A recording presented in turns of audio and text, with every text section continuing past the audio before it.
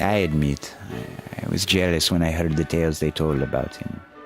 Not of the brilliant little prodigy himself, but of his father, who taught him everything. My father did not care for music. He wanted me only to be a merchant like himself, as anonymous as he was. When I told him how I wished I could be like Mozart, he would say, "Why? Do you want to be a trained monkey? Would you like me to drag you around Europe doing tricks like a circus freak?" How could I tell him what music meant to me? Even then, a spray of sounded notes could make me dizzy, almost to falling. Whilst my father prayed earnestly to God to protect commerce, I would offer up secretly the proudest prayer a boy could think of. "Lord, make me a great composer. Let me celebrate your glory through music, and be celebrated myself. Make me famous through the world, dear God. Make me immortal. After I die, let people speak my name forever with love for what I wrote. In return, I vow I will give you my chastity, my industry, my deepest humility, every hour of my life, and I will help my fellow man all I can.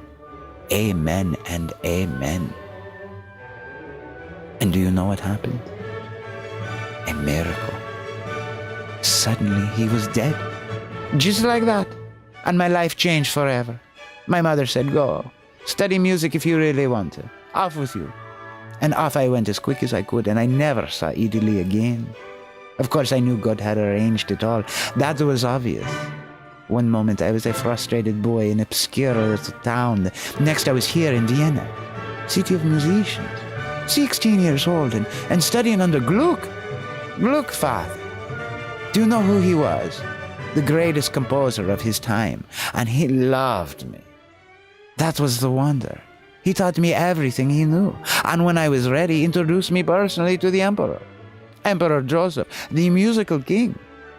Within a few years, I was his court composer. Wasn't that incredible? Imperial composer to His Majesty. Actually, the man had no ear at all, but what did it matter? He adored my music, and that was enough.